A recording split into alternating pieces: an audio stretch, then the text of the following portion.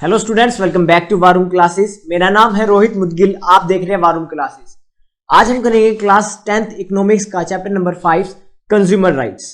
तो ये सबसे लास्ट चैप्टर है आपके इकोनॉमिक्स का और सबसे छोटा चैप्टर है। लेकिन सबसे छोटा चैप्टर होते हुए भी ये नहीं सोचना है कि ये छोटा चैप्टर है तो ये इंपॉर्टेंट चैप्टर नहीं है। इससे 1 मार्क्स से काफ़ी क्वेश्चंस बनते हैं और जो बड़े क्वेश्चंस हैं वो भी बनते हैं। तो हम क्या करेंगे, पहले करते थे, जैसे कि हम वीडियो के पहले टॉपिक को जो बेस होता है उसको क्लियर करेंगे, उसके बाद जो क्वेश्चन है प्रीवियस ईयर क्वेश्चंस उसको अटेम्प्ट करेंगे। तो क्या करना है, हमें पहले तो हमें अपना बेस क्लियर करना है, ठीक है, कि जो कंज्यूमर राइट्स हैं वो क्या होते हैं, उनकी क्यों रिक्वायरमेंट हुई और वो कैसे आई, ठीक है, कौन से मूवमेंट चलाए गए।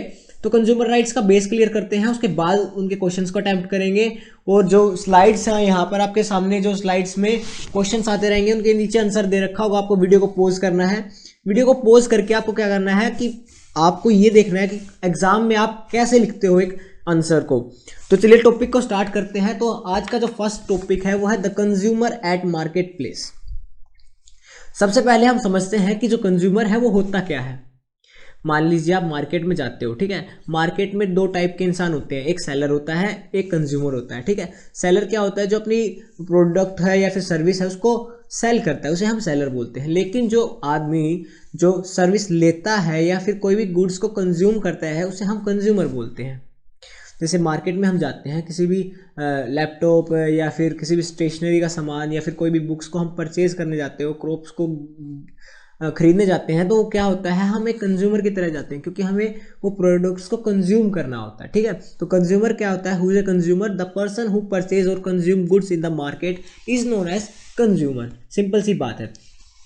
अब इस कंज्यूमर का कई बार एक्सप्लॉयटेशन होता है, ठीक है। एक्सप्लॉयटेशन कैसे होता है, मान लीजिए एक प्रोडक्ट है, आपको इकोनॉमिक्स का सिंपल सा रूल पता है, अगर जो ऑब्जेक्ट हैं, जो प्रोडक्ट हैं, अगर वो कम है तो उसका प्राइस ज़्यादा होगा और जो प्रोडक्ट है वो ज़्यादा होंगे तो उसका प्राइस कम हो जाएगा, ठीक है। लिटरली सिंपल सी बात है। एक ऑब्जेक्ट है, मान लीजिए तीन प्रोडक्ट हैं आपके पास मार्केट में, ठीक है, और उसको लेने वाले 10 हैं, तो 3 ही आदमी जो प्रोडक्ट है इनको कंज्यूम कर पाएंगे। तो क्या है, इसके लिए बोली लगने लग जाएगी एक टाइप से। सिर्फ समझाने के लिए आपको बता रहा हूँ कि मैं 100 रुपये दे दूंगा, मैं 110 दे दूंगा, मेरे को चाहिए। लेकिन वहीं अगर आपके पास प्रोडक्ट ज़्यादा है, ठीक है, और कंज्यूमर सिर्फ 3 है मान लीजिए, तो क्या है, इसके पास ये कहेगा कि मैं तो दूसरे सेलर से ले लूँगा, दूसरे सेलर से ले लूँगा। तो क्या है, इसमें परचेज जो प्राइस है वो कम हो जाएगा।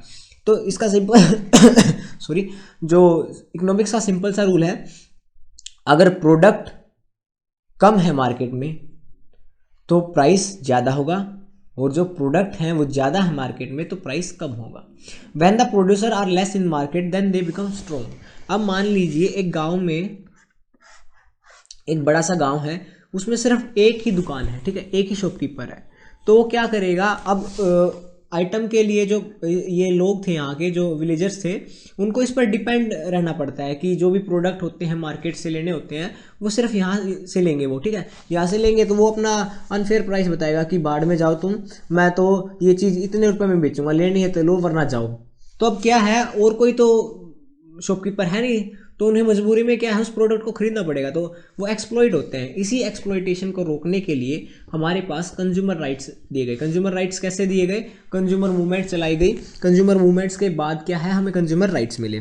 तो consumers are exploited on the basis of unfair price of goods. और काफ़ी सारे जो एक्सप्लॉइटेशन के मेथड है वो बाद में हम डिस्कस करेंगे।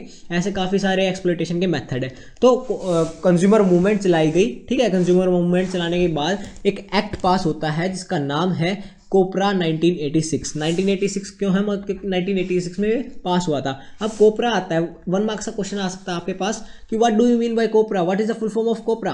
Then you have to say that COPRA, CO stands for consumer, PR stands for protection and A stands for act. तो इसका मतलब क्या होगा, कंज्यूमर प्रोटेक्शन एक्ट 1986। तो हमारी जो फर्स्ट स्लाइड थी इसमें कंज्यूमर और उसके एक्सप्लॉइटेशन के बारे में हमने जाना। अब नेक्स्ट स्लाइड में क्या है, information and goods and services. इसमें RTI का रोल है बेसिकली। RTI क्या होता है, ठीक है, तो RTI क्या होता है ये समझेंगे हम। When you buy an commodity, you will find certain details given on the packing such as. अब आप कोई भी एक आइटम को परचेज करते हो, ठीक है, किसी भी आइटम को परचेज करते हो तो उसके पीछे जो है कुछ डिटेल्स होती हैं, जैसे कि इंग्रेडिएंट्स उसके अंदर क्या क्या है, प्राइस क्या है इसका, बैच नंबर क्या है, डेट ऑफ मैन्युफैक्चर क्या है, एक्सपायरी डेट क्या है, और जो प्रोडक्ट है वो कहाँ पर बना है, मतलब कि उसका एड्रेस होता है। अब ये सारी चीज़ें हर एक पैकेट के पीछे मिलती हैं। क्यों होनी चाहिए ये डिटेल्स? क्योंकि मान लीजिए आपको कोई भी एक आइटम है या फिर कोई भी एक इंग्रेडिएंट है जिससे आपको एलर्जी है, ठीक है, और वो उसमें मेंशन नहीं कर रखा, तो आप उसको देखोगे कि इसमें तो ये है ही नहीं और उसको आप कंज्यूम करोगे तो आप बीमार पड़ सकते हो। तो इसके अंदर ये जो सर्टेन डिटेल्स हैं ये होती ही होती हैं। अगर ये नहीं होती तो आप RTI लगा सकते हो, ठीक है, उस पर केस कर सकते हो। अब क्या है, this information has been displayed because consumer have the right to get information. अब जो हमारी गवर्नमेंट है वो अक्टूबर 2005 में एक एक्ट लाती है, राइट टू इन्फॉर्मेशन एक्ट, ठीक है। राइट टू इन्फॉर्मेशन एक्ट के अकॉर्डिंग क्या है, को जितने भी हमारे गवर्नमेंट डिपार्टमेंट्स हैं उसके आप कोई भी इन्फॉर्मेशन ले सकते हो। अब RTI की बात चल रही है तो मैं अपना एक किस्सा बताता हूँ। मैंने RTI जो फर्स्ट टाइम लगाई थी तो मैं क्या था, जब कॉलेज में था, जब मैं मतलब पिछले सेमेस्टर्स में, तो क्या हुआ था कि मेरे को आज तक कभी भी री नहीं आई। फर्स्ट क्लास से लेकर अभी मेरी ग्रेजुएशन खत्म हो जाएगी तो कभी भी री नहीं आई, लेकिन एक जो हिंदी का सब्जेक्ट था उसमें मेरे को री दे दी, ठीक है। तो मेरे को पता था कि मैं अपना जो पेपर है वो बहुत अच्छे से अटेम्प्ट करके आया हूँ, तो उन्होंने री दे दी, तो मैंने फिर एक RTI फाइल कर दिया अपनी यूनिवर्सिटी में। तो RTI फाइल करने के बाद क्या होता है कि वो आंसर शीट है ना वो आपके पास आ जाती है। आपको जो भी इन्फॉर्मेशन चाहिए वो एक हार्ड कॉपी की फॉर्म में आपके पास आ जाएगी, ठीक है। आपको कुछ पेमेंट करनी होती है, जैसे कि मेरे उस टाइम पे 90 रुपीज़ लगे थे, तो एक हार्ड कॉपी आ गई मेरी आंसर शीट की। फिर मैंने चेक किया कि मैंने आंसर तो बिल्कुल ठीक लिख रखे हैं। फिर मैंने उसके साइड में एक एप्लीकेशन दी कि मेरा जो क्वेश्चन पेपर है, मेरा जो आंसर शीट है वो दोबारा से चेक करी जाए। तो उन्होंने दोबारा से चेक करी और फिर मेरी जो री थी वो रिमूव हो गई थी, ठीक है। मेरे काफ़ी अच्छे मार्क्स आए थे उस सब्जेक्ट में।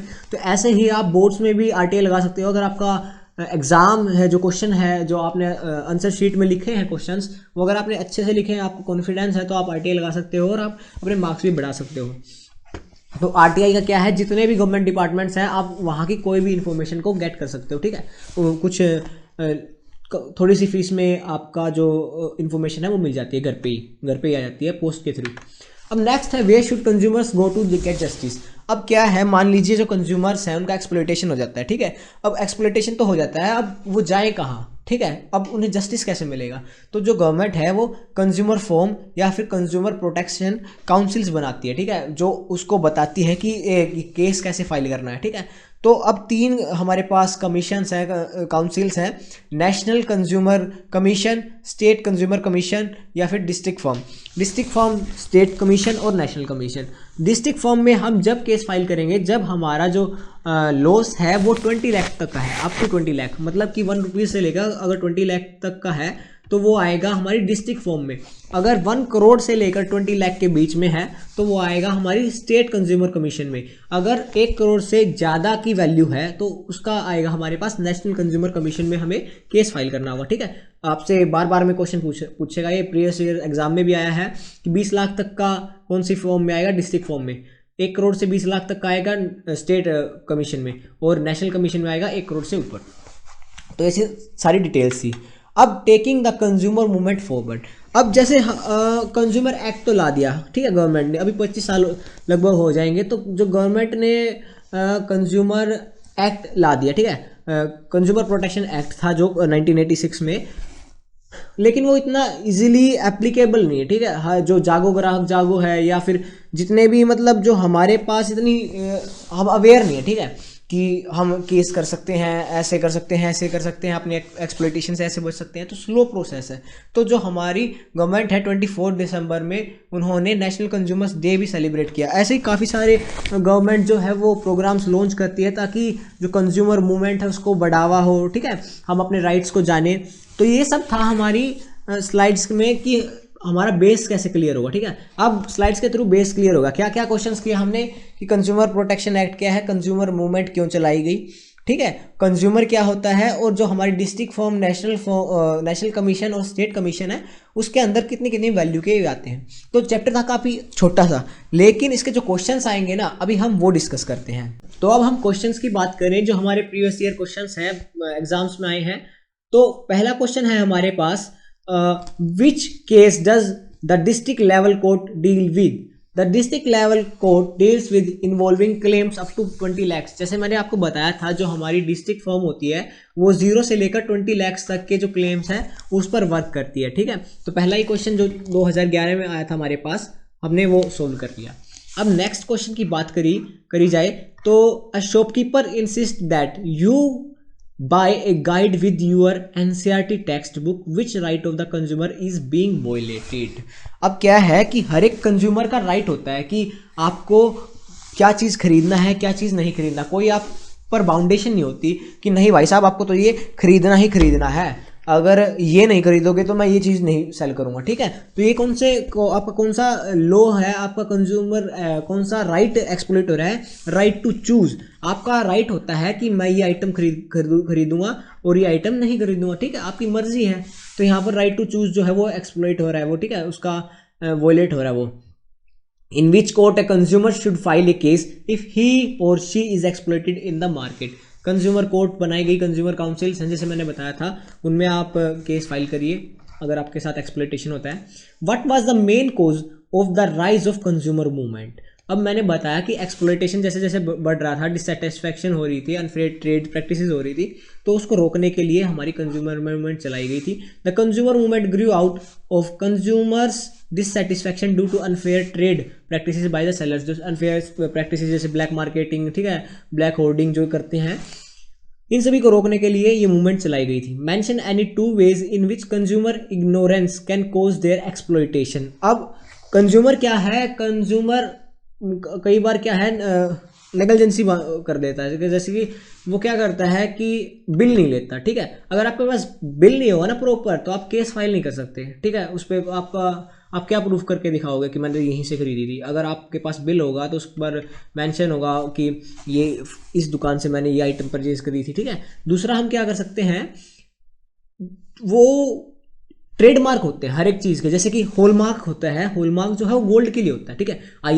ISI जो होता है वो सर्टिफिकेट होता है स्टैंडर्डाइजेशन का, जैसे कि इलेक्ट्रिकल जो इक्विपमेंट्स होते हैं उसके लिए क्या होता है, ISI होता है। अब हम उनको भी नहीं चेक करते, ठीक है, उनको चेक नहीं करेंगे तो वो सिंपल सी बात है, वो सर्टिफिकेटेड बाय गवर्नमेंट नहीं है, तो उस पर आप क्या केस फाइल करोगे। ऐसे ही आप ये 3 पॉइंट्स लिख सकते हो।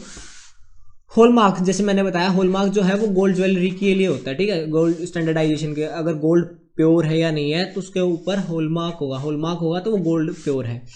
नेशनल कंज्यूमर डे जो मैंने बताया 24 दिसंबर को होता है। Which certification is mentioned for electrical goods के लिए ISI, एडिबल गुड्स के लिए ISI, और जो लोगो होता है इलेक्ट्रिकल गुड्स के ऊपर वो ISI का होना चाहिए। इस टाइप का कुछ लोगो होता है शायद, ठीक है, इस टाइप का कुछ ऐसे होता है, तो अगर उसके ऊपर है तो वो गुड क्वालिटी का है। Suppose your parents want to purchase gold jewellery along with you, then which logo? कौन सा लोगो बार बार में रिपीट हो रहा है क्वेश्चन? Hallmark, hallmark, hallmark. अगर हॉलमार्क का उस पर सिंबल नहीं है, ठीक है, लोगो नहीं है, तो वो गोल्ड आपको नहीं खरीदना चाहिए। Why was the consumer protection act enacted by the parliament? जो अनफेयर प्रैक्टिस चल रही थी उनको रोकने के लिए जो गवर्नमेंट है, जो पार्लियामेंट है, उन्होंने ये लोगो निकाला था। Suppose you have to buy a packet bottle for drinking water in your journey, which logo will you like to see? Be sure about its quality. बार बार में रिपीट हो रहा है। वाटर जो है एडिबल्स के अंदर आता है, एडिबल्स के अंदर क्या होता है? ISI का ISI की फुल फॉर्म पूछ सकता है, इंडियन स्टैंडर्ड इंस्ट्रूमेंट, ठीक है। इश्यूड बाय कौन करती है? इशू कौन करती है? ISI मिनिस्ट्री ऑफ एग्रीकल्चर करती है, ठीक है। If any damage is done to a consumer by a trader, under which consumer right one can move to consumer court to get compensation? Compensation के लिए अगर जो ट्रेडर है वो कंज्यूमर का डैमेज कर देता है किसी भी टाइप से, तो वो कहाँ पर जाएगा? उसका कौन सा राइट है उसके पास? राइट टू सीक रेड्रेसल, ठीक है, right to seek redressal. The consumer can seek redressal against the trade practice of exploitation and have the right to fair settlement of the genuine grievances. अगर मतलब कि क्या है, अगर कोई भी एक्सप्लॉइटेशन होता है या फिर जो ट्रेडर है वो उस कैसे भी किसी भी प्रकार से उसका डैमेज कर देता है, ठीक है, तो कहाँ पर जाएगा? उसके पास कौन सा राइट है? Right to seek redressal. Give any one example of consumer right to choose. Right to choose का एग्जाम्पल है, मान लीजिए आप एक मार्केट में जाते हो, उसके पास डिफरेंट ब्रांड की जीन्स है, तो आपके पास ये राइट है कि आप पर्टिकुलर ब्रांड की चीज़ खरीदो, वो ये मैंने दोबारा बताया था कि बाउंडेशन नहीं होती कि आपको ये चीज़ खरीदनी ही पड़ेगी, इसके अलावा तो आपको जाना नहीं कहीं पे, तो आपके पास क्या राइट टू चूज है, कोई भी आप किसी भी ब्रांड की खरीदिए। अब हम बात करते हैं नेक्स्ट क्वेश्चन की। How is the maximum retail price printed on packets beneficial for you. अब आपने देखा होगा कि उसके ऊपर प्राइस होता है मैक्सिमम प्राइस। मैक्सिमम प्राइस क्यों होता है? मान लीजिए एक आइटम है, उसके ऊपर मैक्सिमम प्राइस नहीं है और उसकी जो उसका जो प्राइस था वो 15 रुपये था, अब इसके ऊपर मेंशन नहीं है, तो ट्रेडर जो सेलर है वो क्या करेगा, इसको 20 रुपये में बेच दे, 30 रुपये में बेच दे। ठीक है, आपको थोड़ी पता है कि ये 15 रुपये की है। अगर 15 रुपये लिखा है तो आपको पता है कि इसका प्राइस 15 रुपये है, इससे ज़्यादा वो ले नहीं सकता। लेगा तो आप बोलोगे कि भाई प्राइस तो इसका 15 है, आप ज़्यादा कैसे ले रहे हो। ठीक है, आप केस फाइल कर सकते हो।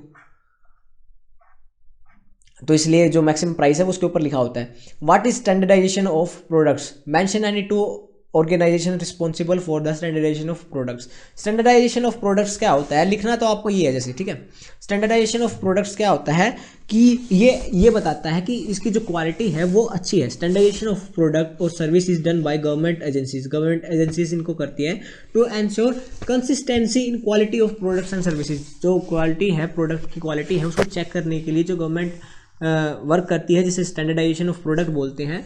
जैसे कि हॉलमार्क है, ये सब जो हमारी गवर्नमेंट ऑर्गेनाइजेशन करती हैं। 2 ऑर्गेनाइजेशन आती हैं, bureau of Indian standards issued ISI for industrial product, और हॉलमार्क के लिए जैसे कि jewellery. Ministry of agriculture issued Agmark for food items, food items के लिए एगमार्क होता है, और इंडस्ट्रियल प्रोडक्ट्स के लिए ISI होता है। Why are rules and regulations required for protection of consumers in the marketplace? Justify the statement within argument. ये टॉपिक मैंने क्लियर आपको कर दिया है स्लाइड्स में, लेकिन आपको वीडियो को पॉज करिए, स्क्रीनशॉट ले सकते हो या फिर वीडियो को पॉज कर सकते हो। इस पूरे आंसर को पढ़ना, ठीक है, आपको समझ में आ जाएगा। Governments initiated schemes and programs to alleviate the suffering of the poor and meet their basic needs। ठीक है, बेसिक नीड्स का, जो पुअर की बेसिक नीड्स के लिए गवर्नमेंट जो है कौन सी स्कीम्स और वो करती है। तो identify the fundamental right which is settled to the settlement but poverty remains in the country, what could be the reason for such a situation. अब 2 क्वेश्चन आते हैं हमारे पास कि identify the fundamental right which is related to settlement. Settlement के लिए कौन सा है, राइट टू इक्वालिटी। ठीक है, बराबर हक होना चाहिए, गरीब हो या अमीर हो, राइट टू इक्वालिटी, इक्वल होना चाहिए, सभी के पास इक्वल रिसोर्सेज होने चाहिए। अब ये क्वेश्चन क्या है, इसको स्क्रीनशॉट करना। मैं अगर पूरा पढ़ने लग जाऊंगा तो काफ़ी टाइम आपका वेस्ट हो जाएगा। ठीक है, स्क्रीनशॉट ले सकते हो, वीडियो को पॉज कर सकते हो, एक बार इसको रीड कर लेना, आपको समझ में आ जाएगा। Explain the right to seek redressal. Right to seek redressal मतलब अगर आपका कोई भी एक्सप्लॉइटेशन होता है, ठीक है, या फिर आपका कोई भी डैमेज होता है, तो आपके पास राइट है कि आप उसके खिलाफ आप कोर्ट में जाके केस फाइल कर सकते हो। ठीक है, ये सारे क्वेश्चंस जो हैं आपको रीड करने होंगे। ठीक है, how to consumer protection council help consumers. ठीक है, उनके अगेंस्ट केस फाइल कर देते हैं, केस फाइल होने के बाद जो उनके जो कंपेंसेशन है वो मिल जाता है। तो ऐसे जो हमारी कंज्यूमर प्रोटेक्शन काउंसिल्स जो हैं वो उसको हेल्प करती हैं। How have market been transformed in recent years. Recent years, अभी जो मार्केट है वो कैसे चेंज होगी। पहले हमारे पास कंज्यूमर एक्ट्स नहीं थे तो अनफेयर प्रैक्टिसेस चलती थी, अब उन पर थोड़ा लगाम लग गई है। ठीक है, आपको ये क्वेश्चन जो है ये पढ़ना है। Describe the condition in which markets do not work in a fair manner. Fair manner में जो हमारी गवर्नमेंट है, जो हमारी मार्केट है वो प्रैक्टिस नहीं करती। क्या है, होल्डिंग कर लेती है। Producers are few and powerful. जो प्रोड्यूसर्स हैं वो कम हो जाते हैं, पावरफुल हो जाते हैं, फिर वो गलत प्रैक्टिसेस करते हैं। Consumers are numerous and purchase in small amount are scattered. Consumer misinformed through the media and are unaware of their rights. उनको राइट्स का नहीं पता, अपने जो मीडिया है वो उनको गुमराह कर देती है। तो ये सारी जो है प्रॉब्लम्स आती हैं कंज्यूमर के साथ। How did consumer movement originate as a social force in India. फिर से एक लॉन्ग क्वेश्चन आता है, आपको ये सारा रीड करना है कि जो हमारी क्वेश्चन मैं आपको समझा देता हूँ। ठीक है, the consumer movement arose out of dissatisfaction of consumer. जो हमारी कंज्यूमर मूवमेंट है वो सोशल फोर्स की तरह कैसे ओरिजिनेट होता है इंडिया में, ये आपको एक्सप्लेन करना है। एक्सप्लेन विद सब suitable example meaning of right to information. Right to information हमने पूरी स्लाइड में समझाया था कि किसी भी आपको गवर्नमेंट डिपार्टमेंट की अगर कोई भी इन्फॉर्मेशन लेनी है तो आप एक RTI फाइल कीजिए, ठीक है। राइट टू इन्फॉर्मेशन एक्ट जो था 2005 में, अक्टूबर 2005 में लॉन्च हुआ था, उसके बारे में लिखना है। Analyse with a suitable example the meaning of right to choose. Right to choose के बारे में बताना है, ठीक है। आपका अधिकार है कि आप कौन से आइटम को चूज करेंगे, कौन से आइटम को नहीं चूज करोगे, कौन से ब्रांड की आपको चीज़ लेनी है, कौन से की नहीं, ये सब इसमें लिखा हुआ है, आपको चेक करना है। Analyse any 3 reason for the beginning of consumer movement India. Consumer movement India में कैसे आया, ठीक है, उसके 3 रीजन बताने हैं, ठीक है। तो ये आपके सामने है, ये आंसर लिखना है आपको। एक्सप्लोइटेशन बढ़ता जा रहा था तो हमारी गवर्नमेंट जो हमारी लेजिस्लेशन थी उसने ये फॉलो कर दिया। Analyse the importance of 3 tyre judiciary machinery under consumer protection act 1986। तो इसमें क्या लिखा हुआ है, 20 lakhs टू 1 करोड़, 1 करोड़, ये नेशनल जो हमारी फॉर्म्स थी, तीनों फॉर्म्स के बारे में लिख रखा है। कंज्यूमर प्रोटेक्शन एक्ट के बारे में लिख रखा है और इसका क्यों यूज़ हुआ। अब लॉन्ग क्वेश्चन आते हैं हमारे पास। Consumer have the right to informed, RTI के बारे में लिखना है। ये आपको क्या करना है, मैंने समझा दिया है हर एक टॉपिक, ठीक है। अगर समझ में नहीं आ रहा ना तो क्या करो, वीडियो को पॉज कर लो, या फिर आप स्लाइड्स के पास जा सकते हो, स्लाइड्स में आप मैंने जो समझाया वो कर सकते हो, या फिर वीडियो को पॉज कर लीजिए, आराम से इनको पढ़ोगे ना तो आपको काफ़ी अच्छे से समझ में आ जाएगा, और लिखोगे तो और भी अच्छी बात है। How do the large companies often manipulates the markets. Large companies जो मार्केट्स को कैसे मैनिपुलेट्स करती हैं, ठीक है। ब्रांडिंग, जो बड़े बड़े ब्रांड हैं वो एक मार्केट को कैसे मैनिपुलेट करती हैं, एग्जाम्पल देने हैं, ठीक है। तो ये आपको पॉइंट्स पढ़ने हैं। हाँ, अगर मैं ये क्या करवा रहा हूँ, मैं सिर्फ आपको क्वेश्चंस रीड कर रहा हूँ, ठीक है। आपको आंसर नहीं समझा पा रहा हूँ, क्यों नहीं समझा रहा मैं, अगर इतने बड़े बड़े क्वेश्चंस के आंसर्स मैं आपको पढ़ाने लग गया, हर एक को पढ़ के आपको समझाने लग गया, तो क्या होगा, बेसिकली वीडियो ज़्यादा काफ़ी लंबी और बोरिंग हो जाएगी। मेरा काम था स्लाइड्स तक जो भी डाउट्स थे या फिर जो भी समझाने का काम था, जो भी बेस क्लियर करने का काम था वो मैंने कर दिया। अब आपका काम बनता है, आपकी मेहनत है लगेगी कि हर एक वीडियो, हर एक पॉइंट को पोज करिए, हर एक आंसर को पढ़िए, हर एक क्वेश्चन को अच्छे से समझिए। हाँ, अगर कोई डाउट रह जाता है तो वो फिर मेरी दिक्कत है, ठीक है। मेरे से पूछिए, आप कमेंट सेक्शन में कोई भी डाउट आता है आपका, वो सोल्व करिए, ठीक है। आपकी जो मेहनत है वो आपको करनी है, मेरी जो मेहनत है वो मैं कर रहा हूँ, ठीक है। ये नहीं है कि सर तो जो है क्वेश्चंस को पढ़ रहे हैं, आंसर तो समझा ही नहीं रहे। बेसिक मैंने क्लियर करवा दिया है, आंसर मैं नहीं पढ़ पाऊंगा, इतने बड़े आंसर कैसे पढ़ दूं आपको, ठीक है। तो explain why consumer should learn to well informed जो कंज्यूमर वो कैसे हो, ठीक है। जो गवर्नमेंट स्कीम्स चलाती है उनके बारे में पढ़े, ठीक है। जो कंज्यूमर राइट्स प्रोवाइड किए गए हैं गवर्नमेंट, उसके बारे में पढ़े, और बाकी जो है ये आपके सामने दे रखा है पूरा पैराग्राफ, आपको ये पढ़ना है। There is a great need for acquiring the knowledge and skill to become a well informed consumer. Well informed consumer बनने की रिक्वायरमेंट है, क्यों है, ताकि आपका एक्सप्लॉइटेशन ना हो सके, ठीक है। आपके साथ अनफेयर प्रैक्टिसेस ना हो सके, उन सबको रोकने के लिए जो है आपको एक वेल इन्फॉर्म्ड कंज्यूमर बनना होगा। What is consumer protection act? Consumer protection act COPRA 1986 क्या है, मैंने आपको समझा दिया है, वो आपको लिखना ही है। How is consumer redressal process becoming cumbersome, expensive and time consumer. Consumer redressal process जो है वो टाइम कंज्यूमिंग हो जाती है और कई बार एक्सपेंसिव हो जाती है, क्यों, ये क्वेश्चन समझने का है। Many a time consumer are required to hire lawyers. अब लॉयर्स, हमें पता है, सिंपल सी बात है कि अगर आपको कोई भी केस फाइल करना है होता है तो लॉयर्स की रिक्वायरमेंट होती है। These cases require time for filing. अब गवर्नमेंट जो है वो लॉयर्स प्रोवाइड कर देती है, लेकिन अब इतने सारे हो जाते हैं तो हर एक किसी को लॉयर नहीं प्रोवाइड होती है। लॉयर प्रोवाइड करती है तो टाइम लग जाता है, ठीक है, एक लॉयर प्रोवाइड होने में। तो क्या है, आप अगर कोई प्राइवेट लोगे तो उसके एक्सपेंसेस ज़्यादा होंगे, ठीक है। आपको लॉयर हायर करना है तो उसके आपको पैसे देने होंगे। तो ये सारी प्रैक्टिसेस हैं, आपको ये पॉइंट्स पढ़ने हैं। Consumer awareness is essential to avoid exploitation in market place. How does exploitation of consumer take place in the market? Unfair practices होती हैं, ठीक है, हाई प्राइस लगा देते हैं, ब्लैक होर्डिंग करती हैं, डुप्लीकेट आर्टिकल्स आपको प्रोवाइड कर देते हैं, ठीक है, सेफ्टी डिवाइसेस नहीं होती हमारे पास। ये सारे काफ़ी अच्छे अच्छे पॉइंट्स लिखे हुए हैं इसमें, 7 पॉइंट्स हैं, आपको कोई भी 5 पॉइंट्स लिखने हैं, ठीक है, बड़े बड़े पॉइंट लिख दीजिएगा, अच्छे मार्क्स आपको मिल जाएंगे। तो ये था हमारा कंज्यूमर राइट्स का चैप्टर। अब आपको क्या करना है, अगर चैप्टर समझ में आ गया तो बहुत ही अच्छी बात है, अगर चैप्टर नहीं समझ में आया तो स्लाइड्स के पोर्शन पे चाहिए, स्लाइड्स को एक बार अच्छे से समझिए, कोई डाउट आता है उसमें तो कमेंट सेक्शन में पूछिए, उसके बाद वापस से क्वेश्चन आंसर के पास आइए, क्वेश्चंस को चेक करते जाइए, आंसर्स को पढ़ते जाइए, और जो इंपॉर्टेंट आपको टॉपिक लग रहे हैं वो लिखते जाइए, ठीक है।